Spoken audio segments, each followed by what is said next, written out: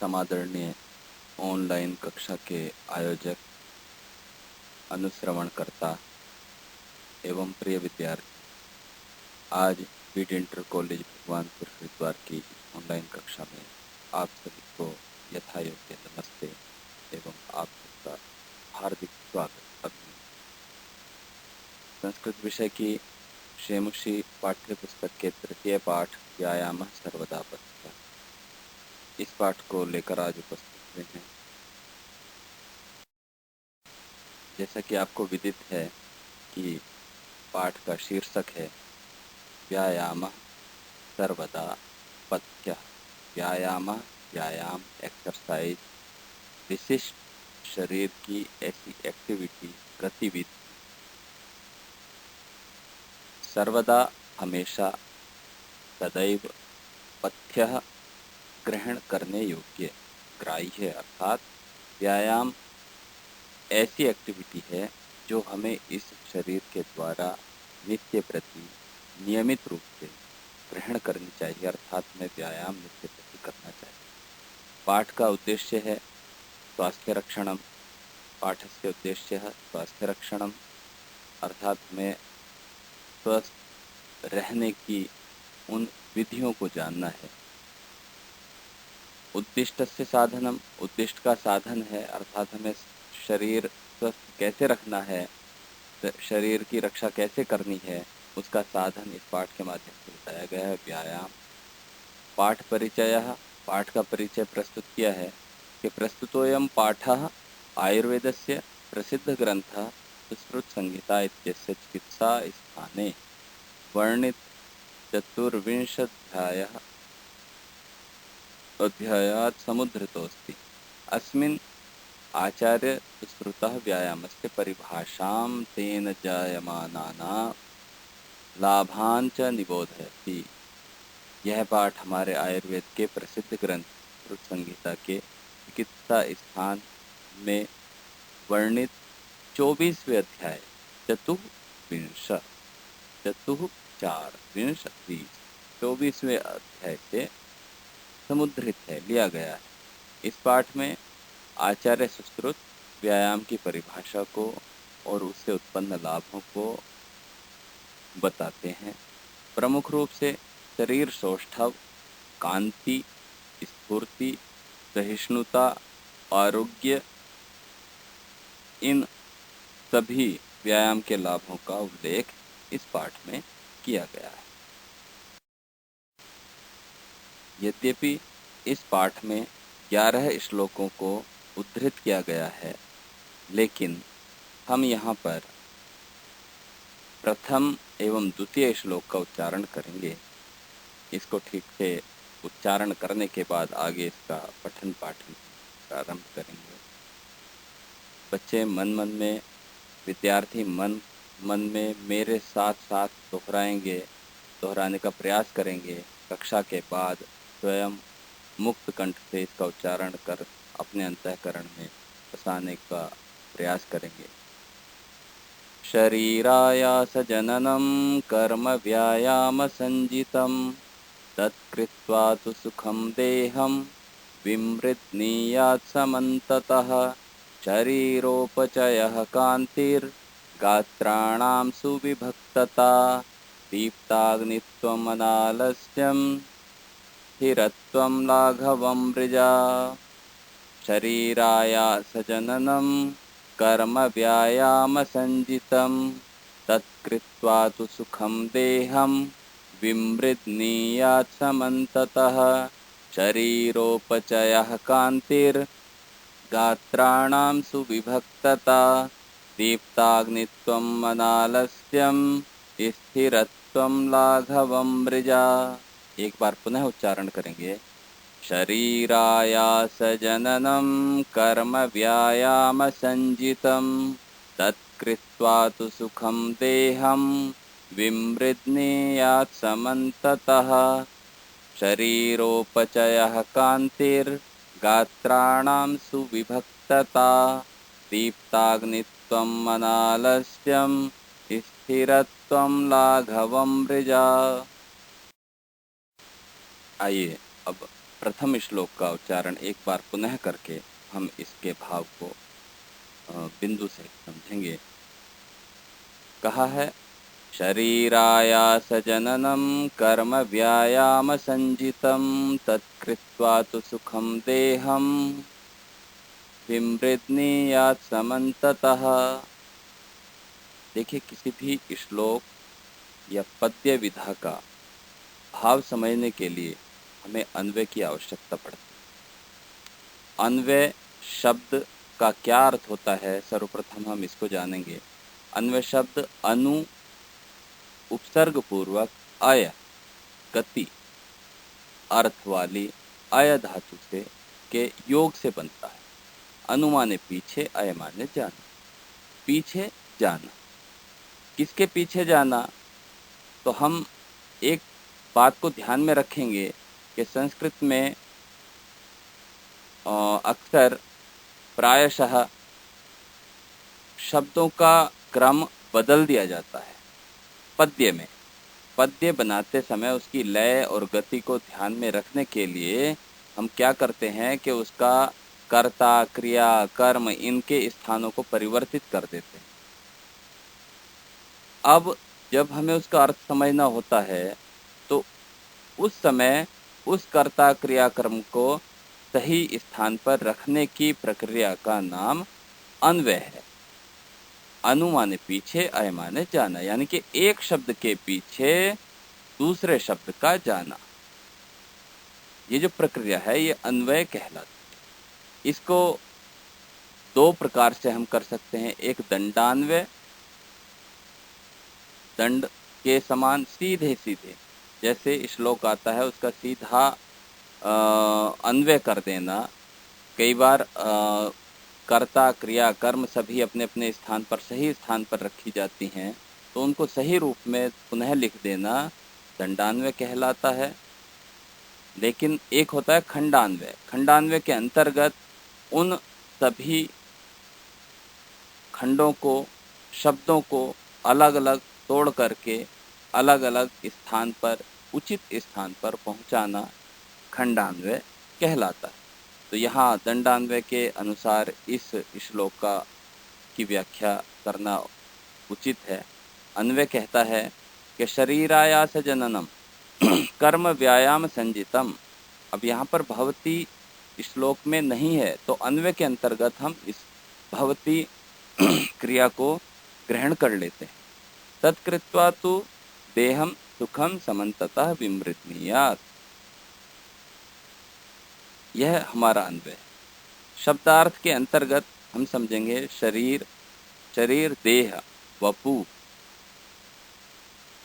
आयास, परिश्रमः, प्रयत्नः, श्रमः, देहम, शरीरम, वपुः और विमृद्नीयात् मर्दयेत, अर्थात मालिश करनी चाहिए। किसी भी श्लोक का भावार्थ समझने के लिए हमें सबसे पहले उसके उद्गम स्थान, कहाँ से वह श्लोक लिया गया है, उसको भी समझना अनिवार्य हो जाता है। यह संदर्भ के अंतर्गत आता है।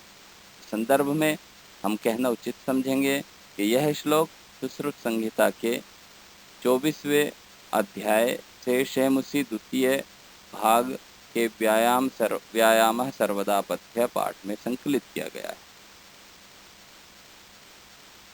इस श्लोक में क्या कहा गया है, उसका क्या उद्देश्य है, इस सब को प्रस्तुत करने में प्रसंग शीर्षक सक्षम होता है।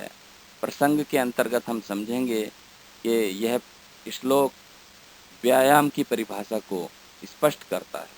व्यायाम किसको कहते हैं, व्यायाम क्या होता है, इस सब को स्पष्ट करने वाला यह श्लोक। इस श्लोक में कुछ कठिनताओं का सामना विद्यार्थियों को करना पड़ रहा है। जैसे शरीरायास जननम, बड़ा कठिन सा शब्द लग रहा है, लेकिन इसको अगर हम अलग अलग समझ लें तो यह कठिनता का निवारण हो जाता है और आसान सरलीकरण हो जाता है। तो शरीर, शरीरायास जननम, इस शब्द में हम 3 शब्दों को एक जगह संयुक्त कर चुके हैं। अब वो 3 शब्द अलग अलग कौन से हैं, जब यह बच्चे के विद्यार्थी के समझ में आ जाएगा तो शब्द की सरलता स्वतः स्पष्ट हो जाएगी। शरीर, आयास और जननम, जब हम इसको अलग अलग करेंगे, विग्रह करेंगे, क्योंकि ये समस्त पद है, तो विग्रह करते हुए हम इसको करेंगे शरीरेण आयासस्य परिश्रमस्य उत्पत्ति कारणम, अर्थात शरीर के द्वारा किए गए परिश्रम का कारण शरीरायास जननम कहलाता। अर्थात शरीर में परिश्रम, थकावट का जो कारण है, जिस एक्टिविटी, जिस गतिविधि, जिस प्रक्रिया के द्वारा शरीर में थकावट महसूस होती हो, उस कठिन कार्य को शरीरायास कहते हैं। इस पूरे श्लोक का अर्थ हम लगभग समझ चुके हैं। कहा गया है कि शरीर में थकावट करने वाला अर्थात परिश्रम वाला कार्य व्यायाम कहलाता है। सबसे पहले हमने व्यायाम की परिभाषा को इसमें सीख लिया है। क्या है? शरीरायास जननम कर्म व्यायाम संजितम भवति, अर्थात ऐसा कर्म जो हमारे शरीर को परिश्रमी बनाते हुए थकावट महसूस कराए, थकावट का संज्ञान, परिश्रम का संज्ञान, श्रम का संज्ञान कराए, उसको व्यायाम कहते हैं। उस व्यायाम को करके शरीर की सभी ओर से सुखपूर्वक मालिश करना है। उस व्यायाम को करने के लिए क्या करते हैं कि शरीर को तेल के द्वारा यथा योग्य मर्दन, उसका मालिश, विमृतनीयात, मालिश करनी चाहिए। मर्दयेत, उसका मर्दन करना चाहिए, रगड़ना चाहिए, घर्षण करना चाहिए, उसकी मालिश करनी चाहिए। अतः शरीर में थकावट करने वाला अर्थात परिश्रम वाला कार्य व्यायाम कहलाता है। उस व्यायाम को करके शरीर की सभी ओर से सुखपूर्वक मालिश करनी चाहिए। प्रिय विद्यार्थी, आपको इस श्लोक से संबंधित कुछ प्रश्नोत्तर दिए जा रहे हैं, जिनकी संख्या 4 है। प्रथम प्रश्न है, कीदृशम कर्म व्यायाम संयुक्तम, कैसा कर्म व्यायाम कहलाता है? आपने श्लोक में पढ़ा है, उसके आधार पर हमें इसका उत्तर बनाना है, तो उसकी रचना करनी है। तो कहा, शरीरेण आयास जननम कर्म व्यायाम संजितम, या शरीरायास जननम कर्म व्यायाम संजितम भवति। द्वितीयः प्रश्नः, दूसरा प्रश्न है, शरीरम इत्यस्य पर्याय पदम किम? शरीरम, इस शब्द का पर्यायवाची शब्द क्या होता है? शरीरम इत्यस्य पर्याय पदम देहम, आपके श्लोक में द्वितीय पंक्ति में देहम शब्द का प्रयोग किया गया है, तो देहम भी इसका पर्याय पद है। इसके अलावा वपुहु भी इसका पर्याय पद है। तृतीयः प्रश्नः, तीसरा प्रश्न है, देहम कथम विमृतनीयात्, देह को कैसे मालिश की जानी चाहिए? कहते सुखम, देहम सुखम विमृतनीयात्, देह को सुखपूर्वक मालिश करनी चाहिए, जिससे शरीर को कोई कष्ट हो ऐसे नहीं रगड़ना चाहिए, सुखपूर्वक आराम से, अच्छे से। चतुर्थः प्रश्नः, चौथा प्रश्न है, केन आयास जननम कर्म व्यायाम संयुक्तम, किसके द्वारा आयास जननम कर्म व्यायाम संजितम, परिश्रम उत्पन्न करने वाला कर्म व्यायाम कहलाता है? केन, शरीरेण, शरीर के द्वारा। अतः उत्तर आता है, शरीरेण आयास जननम कर्म व्यायाम संजितम। प्रिय विद्यार्थियों, कहा गया है कि शरीर माध्यम खलु धर्म साधनम, अर्थात यह शरीर ही सर्वप्रथम धर्म साधन। कोई भी धर्म केवल हिंदू, मुस्लिम, सिख, ईसाई ये धर्म नहीं है, ये तो संप्रदाय धर्म होता है जो हमारे द्वारा धारण किया जाता है। धर्म होता है यह तो अभ्युदय निश्रेय सिद्धि सद्मा, जिससे हमारा वर्तमान सुधरता है और भविष्य सफल होता है, उसको धर्म कहते हैं। आप विद्यार्थी हैं, आपका वर्तमान सफल तभी होगा जब आप विद्यार्थी के सभी कार्यों को करें, अर्थात सभी धर्मों का अनुपालन करेंगे, अर्थात आप नित्य प्रति अपने गुरुजनों, अपने माता पिता को यथा योग्य आदर प्रदान करते हुए पाठ्य पुस्तक का श्रवण, मनन, पठन, निधिध्यासन निरंतर करेंगे और उस निरंतर को करते हुए अगर आप ऐसा कार्य आज कर लेंगे तो आपका भविष्य अर्थात अगला समय निश्चित रूप से स्वर्णिम बन जाएगा। तो यही आपका धर्म है। आपका इस समय धर्म केवल विद्यार्थी धर्म। आप विद्या को ग्रहण कीजिए, जहाँ से जैसे संभव, छोटे से बड़े से आप उस विद्या को ग्रहण करेंगे। अतः इस शरीर को स्वस्थ रखना हमारा मुख्य कर्तव्य है, क्योंकि अध्ययन, अध्यापन, व्यवसाय आदि समस्त कार्यों का संपादन इस शरीर के द्वारा